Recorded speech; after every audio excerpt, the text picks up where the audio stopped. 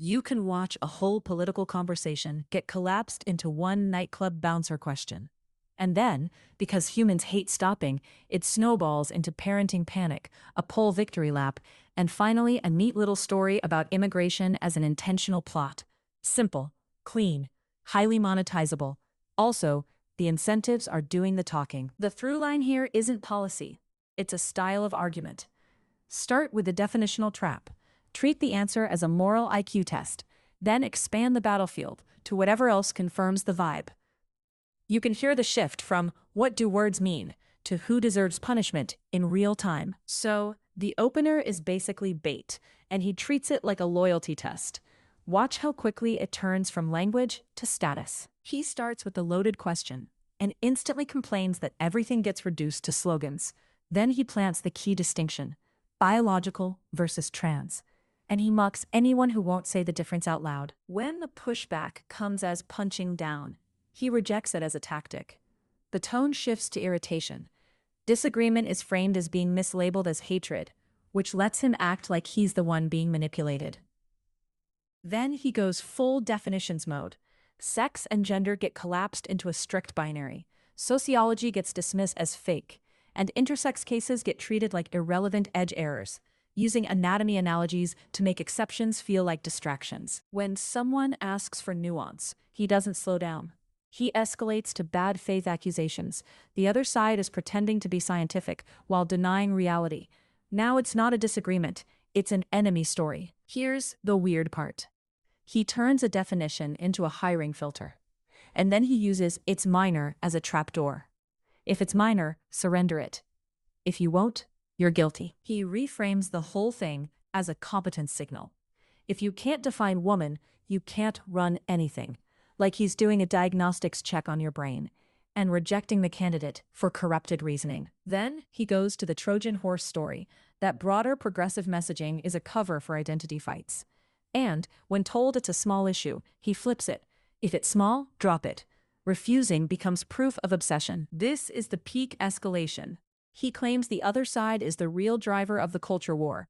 And then he starts talking about extreme punitive consequences for people tied to youth transition care or advocacy.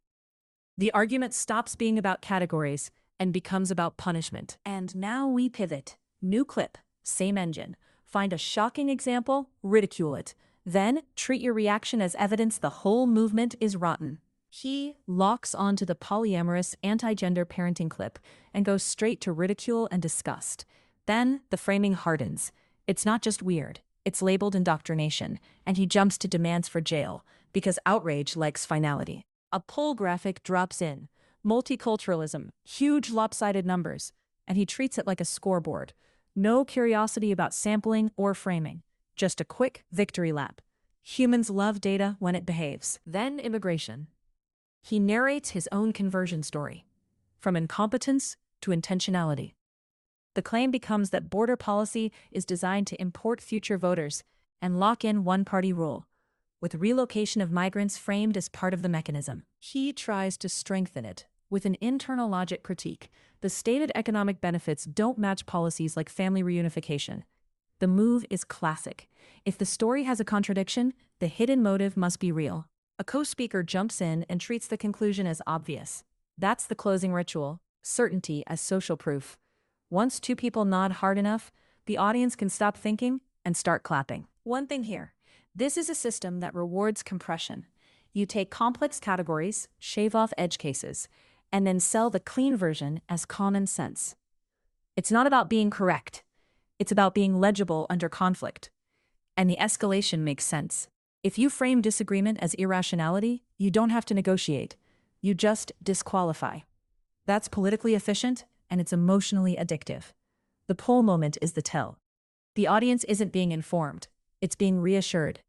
And once you're in reassurance mode, every topic becomes a vibe check. What happens next is pretty predictable. The define it question stays because it's cheap and portable. The punishment talk escalates because it signals commitment. And the immigration intentionality story spreads because it turns messy governance into a single villain with a plan.